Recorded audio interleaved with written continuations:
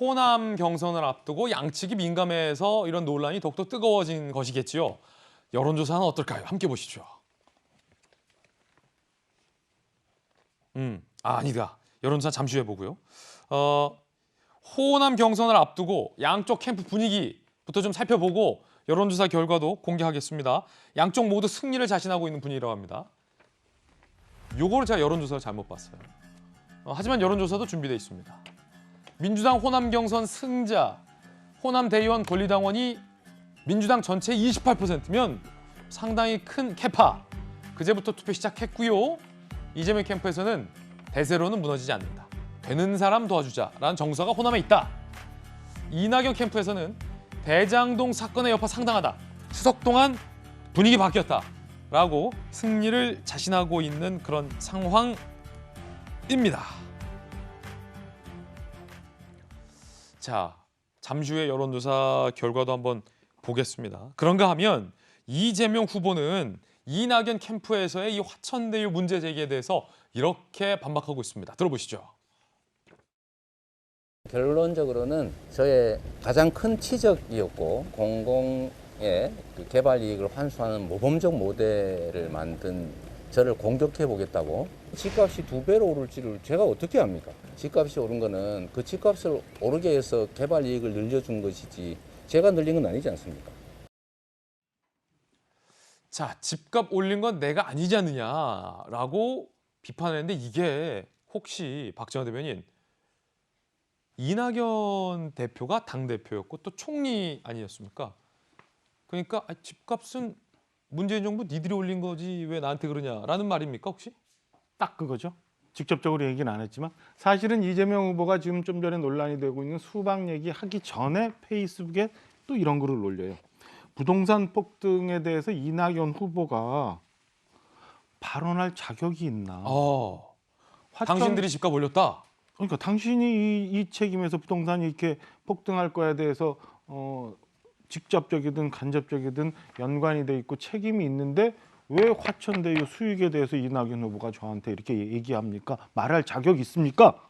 라고 하면서 심지어는 가짜뉴스에 부안해종 한 참모들 제발 사과를 시키거나 유감이라도 표현하게 하세요. 저는 정말 시대에 기억에 남을 만한 엄청난 수익 공공 모델을 만들었습니다. 예. 칭찬 받을 일입니다. 이렇게 얘기를 해요. 이게 그러니까 자칫 이재명 지사가 사실은 친문과는 거리가 먼 걸로 분석되고 있으니까 문재인 정부의 부동산 실정을 이재명 지사가 비판한 거란 말이죠. 제가 볼 때는 직접적으로 문재인 대통령의 부동산 정책 잘못했습니다라고는 만약에 10월 초 넘어가서 이제 최종 후보가 되면 이렇게 얘기하겠지만 지금은 아직은 경선이 진행 중이기 때문에 저렇게 애둘러 표현한 것 아닌가라고 저는 생각이 듭니다. 예, 부동산값 올린 건 어쨌든 이낙연 대표가 할 수 있는 말은 아니다.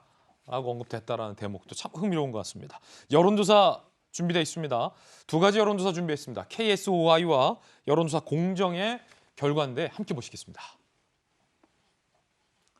자, 먼저 TBS가 의뢰한 여론조사는 이재명 후보가 호남에 36.2, 이낙연 후보가 34%, 오차범위 안에서 접전을 펼치고 있는 것으로 나왔습니다. 또 다른 여론조사 기관의 결과입니다. 여론조사 공정이 실시한 여론조사에 따르면 이낙연 후보가 38.5, 이재명 후보가 30.8%로 호남에서 지지율을 받고 있는 것으로 결과가 측정되고 있습니다. 그러니까 결과적으로 보면은 전재수 의원님, 호남에서 누가 이길지 알 수 없다. 라는 여론조사인 것 같아요. 굉장히 좀 치열하다. 이 말인즉슨 호남에서 일방적인 독주나 대세는 없을 것이다. 뭐 이런 예측 같기도 하고요. 저도 잘 모르겠습니다. 부산 사람이라. 네, 잘 모르겠는데 일단은 25일, 26일 이제 하루 이틀 뒤면 결과가 나오죠. 때문에 이제 나오죠. 한번 지켜봐야 될 것 같다는 말씀을 드리고 아마 굉장히 중요한 의미를 지니기 때문에 지금 수박 이 발언 가지고서도 지금 공방을 주고받고 있는 것으로 보여지고 아마 이낙연 후보께서도 사실은 이제 호남에서 반등의 계기를 마련하지 못하면은 경선 캠페인 추후에 남아있는 경선 캠페인 자체가 이제 의미가 없어질 가능성이 있기 때문에 이낙연 후보 입장에서 이게 마지막 기회라는 거죠. 반등에. 제가 볼 때는 이제 그렇다고 봅니다. 그런데 이제 대체적으로 보면은 큰 틀에서 보면 이제 민심은 선심이고 그리고 이 선심은 이 말하자면 이제 국회의원 몇몇 정치권이 만들어낼 수 있는 것이 아니거든요. 그 민심이라는 것은 커다란 흐름이 있는 것이고 그리고 그 흐름에는 또 시대 정신도 일정 부분 녹아 들어가 있기 때문에 아마 그러한 차원에서 결정될 것으로 보여지고 뭐 저도 뭐 쉽게 예단하기는 어렵겠지만 하루 이틀 지나면 이제 결과가 나오기 때문에 예. 결과를 한번 지켜볼 필요가 있겠다 이런 생각을 하게 됩니다. 자, 이번에는 전체 여론조사를 여야 후보 모두를 포함한 여론조사 결과도 두 가지 준비했습니다. 함께 보시죠. 첫 번째로 보고 계신 여론조사는 KBS가 의뢰한 여론조사에서는 이재명 후보가 27.8%로 앞섭니다. 그리고 윤석열 후보가 18.8%로 꽤 이재명, 윤석열 후보 두 후보 간의 격차가 큰 걸로 KBS가 의뢰한 여론조사에는 나옵니다. 그런데 다른 여론조사 결과는 사뭇 달라요.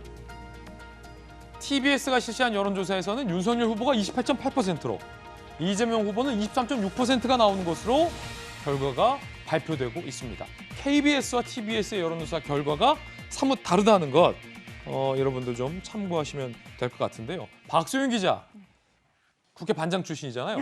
국민의힘은 지금 8명으로 추렸는데 아직도 좀 많아요. 그럼 4명으로는 언제 추리는 거예요? 네, 지금 토론회가 진행이 되고 있고요. 오늘도 토론회가 있습니다. 그런데 오늘 토론회뿐만 아니라 아직 4번의 토론회가 더 있습니다. 그리고 다음 달 8일에 결정이 되는데요. 이때는 여론조사 70% 그리고 당원 투표 30%를 합쳐서 그렇게 8명에서 4명으로 추려지게 됩니다. 토론회 채널A가 주관하죠.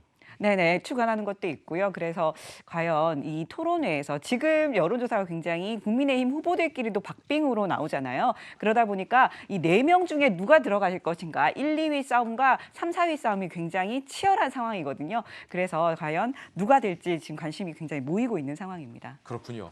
일요일 9시에 채널A가 주관하는 토론이 있다라는 소문도 있던데 맞습니까?